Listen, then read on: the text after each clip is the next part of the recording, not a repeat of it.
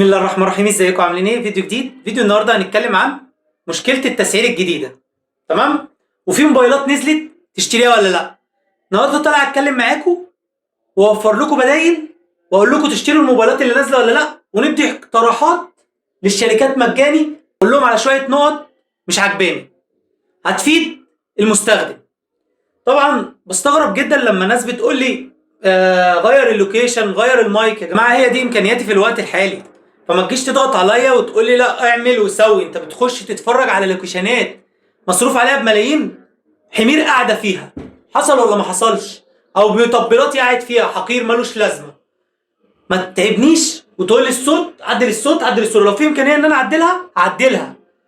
وفي اخر الفيديو هنتكلم عن الجيف اواي والاعضاء، عشان في 3 جيف اواي طالعه للاعضاء زي ما اتفقت معاكم.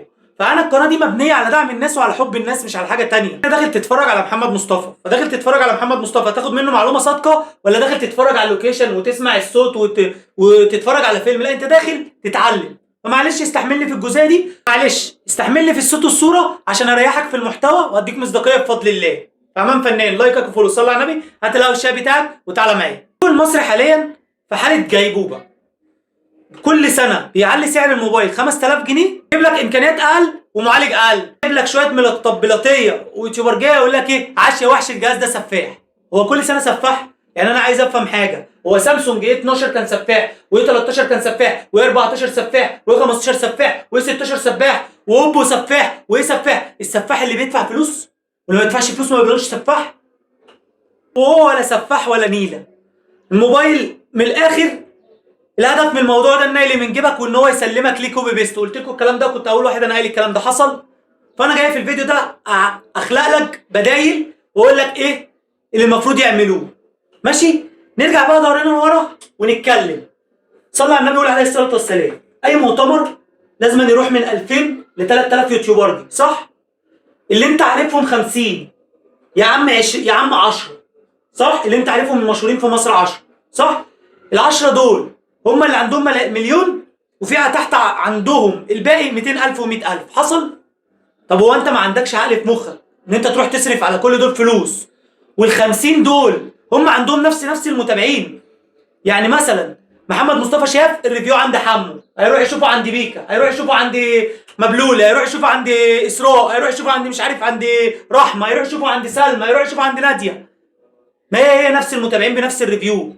فلتر بقى، بدل ما تدي ال 2000 واحد فلترهم وقلل فلوس، لان اصلا كلامهم صفر على الشمال.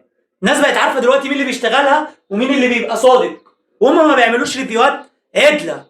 ده الريفيو اللي فات دوت كان مشكله، كان كارثه. طالع اللي هو ايه، بيكلمك من تحت ضرسه وبيتنك عليك. وانت اصلا داخل يعني انت داخل تديني معلومه ولا تتنك عليا؟ مش عارف انا. هو مالوش فيه ان انت شيان بالفلوس، تعبان في الفلوس، مش عارف ايه بالفلوس. الواحد كان هيشتم مسك لسانه. هو داخل يعمل اللي عليه، خلاص شكرا. طب ما تعمل ريفيو بجد. اه يا عم، انا جات لي فرصه ان انا امسك الجهاز اراجع عليه، هعمل ريفيو بجد، مميزات وعيوب. بلاش يا عم تيجي تقول لي كمحمد مصطفى الناس خايفه تشتري الاجهزه اللي لسه نازله جديده. شفت الاونر 600 لايت؟ هتشوف سعر السامسونج 36 ضحك. هتشوف سعر الفيو اللي لسه نازل. ايه تاني نازل؟ الانفينكس نازله بقى، الهونر نزلت باسعار ضحك. تعال نضرب مثلا على الهونر 600 لايت، اضرب لك مثلا 22,000 جنيه بكاميرا بتصور 1080.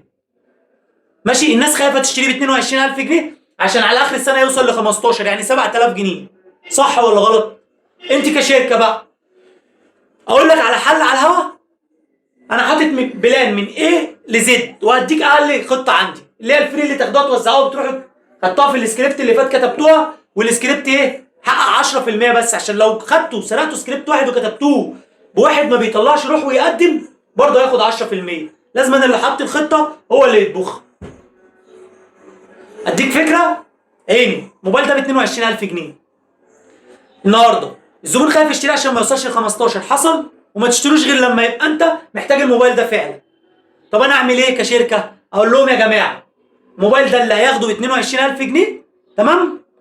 فتره الضمان كان واخده على دولار ال 63 اللي انتوا حاسبين عليه، صح؟ مش احنا حاسبين الموبايلات على 63؟ كداب انا. عندك الاله الحاسبه بتاعتك، عشان الاله بتاعتك الحاسبه بتاعتي مخرفه، اكتب واضرب هيديك ان الدولار بتاع الشركات النهارده على 63 جنيه، ده غير ضرايبهم ومصاريفهم والكلام ده 63 غير مكسبهم. جه واحد خد الجهاز ب 23000 جنيه، اقوم رايح قايل له ايه؟ ليك ضمان 3 سنين شامله قطع الغيار.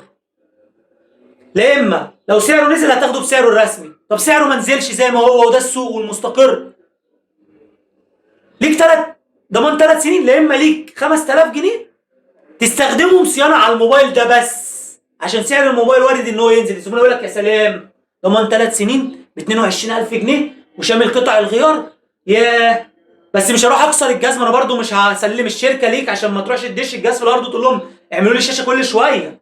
لا، مثلا باظ منك غصب عنك، مش تروح تجيب لي الجهاز بورده برضو، لا، امكانيات بسيطه، ما هو الفني اللي هيكتب تقرير هيطلع لك التقرير. يا عم بلاش اقول لهم ليكوا كاش باك على، مش على الموبايلات بقى عشان ما افطس سعر الموبايل وابقى مش ابقى خسران فيه، لا، على الاكسسوري اللي احنا بنجيبها بطلاط ابيض من الصين. يعني مثلا الايربودز بيجي من الصين ب 400 جنيه بيتباعوا ب 2000 جنيه، حصل ولا ما حصلش؟ لما اديله كاش باك يا سلام، هيقول لك لا ده الشركه دي محترمه، يا عم اديله سكرينه، يا عم اديله شاحن لو باظ قول له ليك شاحن. سعر الموبايل رخص هديله هدايا عشان هو خايف يشتري، ما رخص. انما انت تضحك على الزبون وتقول له 22000 وعلى اخر السنه يوصل ل 11000 زي ما شفنا السنه اللي فاتت في اجهزه بعينها من الشركات كلها. فين البروفيشنال؟ انا عندي خطه وعرضتها قبل كده وقلت لكم في 5 سنين ممكن اي براند في الدنيا، اول سنه احنا في شهر 4 دلوقتي، حصل ولا لا؟ امسك البراند ده في شهر 4، شهر 1 هيبقى الاول في مصر، وهخليكم تصرفوا 75% من 100% اللي بتصرفوهم وتعلوا المبيعات، وتعلوا المبيعات بنسبه 50%. ده اول سنه. ومش بس كده، لو حققت اقل من 80% في الخطه يبقى البروجرام بتاعي كله فشل. حقق 80% لا اعلى ولا ازيد. خلصانه بالشيكه؟ اللي عاوز يساعد الناس بيفكر ولا مش بيفكر؟ ولا بيروح يقول لهم يجيب رقاصه ومطبلاتي ويروح يعمل فرح ويجيب واحده جايه تتصور وتعيش على الناس وتمسك الموبايل تتصور بيه؟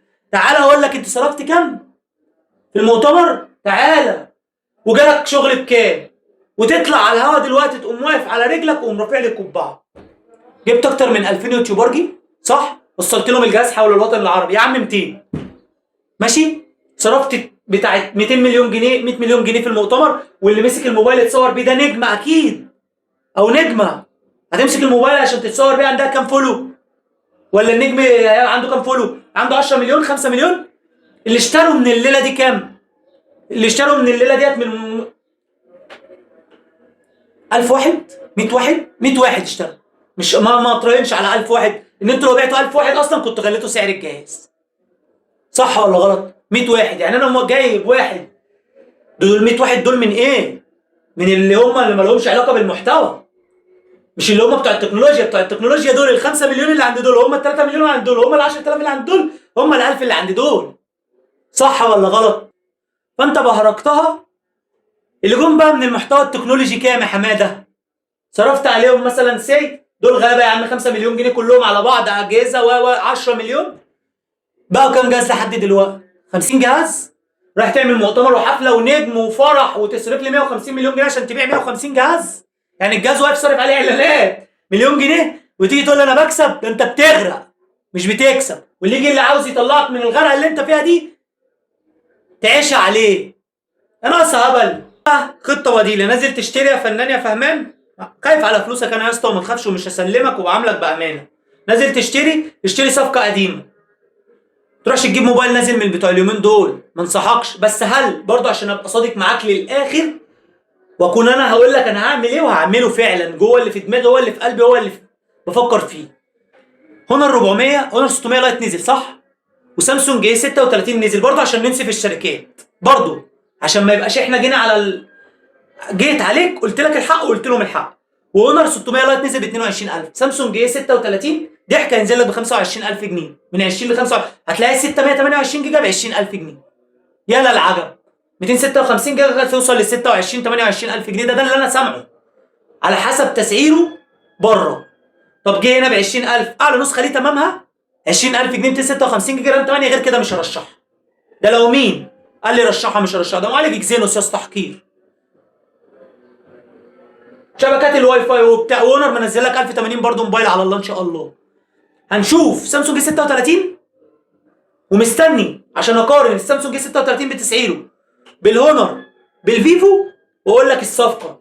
لو ده على الشركات يبقى تشتري صفقه قديمه من نفس الشركه، تشتري هونر 400 نفس الشركه النهارده ب 25000 جنيه. هونر اكس 9 دي اللي كابتن مغاوري طلع قال لك ده بيجيب بورده وهو زي الفل، اللي كابتن مغاوري اتلسعوا منه السنه اللي فاتت في ريفو لما طلعنا نمرناه هنا والبوست داخل الفيديو داخل على 12000 مشاهده بتاع ال 60 لايك، وطلعنا نمرناه وقلنا الجهاز جمالي اتلسعوا. فراح ايه اول واحد اتنزل له الريفيو الساعه 3 العصر على القناه بتاع ال 70. واحد راح داخل في الكومنتات راح قال له وانت واحد بتاع محله بتاع صيانه قال له وانت للدرجه دي بلاش بس عشان حقوق الطبع والنشر.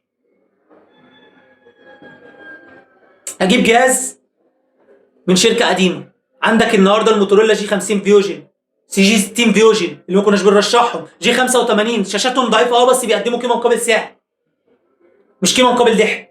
عندك سي ام اف نوثينج فون و2 برو، عندك سامسونج ام 55، عندك يا عم اقول لك على حاجه على الهوا دلوقتي وخدها مني وزيع وهوب وسجل يا تاريخ. الرينو 14 عامل كام النهارده؟ كام؟ عامل 27000 جنيه اللي انا كنت سالخه السنه اللي فاتت ب 27000 جنيه. يعني انت بقى ارجع لي بدورك لورا بقى وتعالى.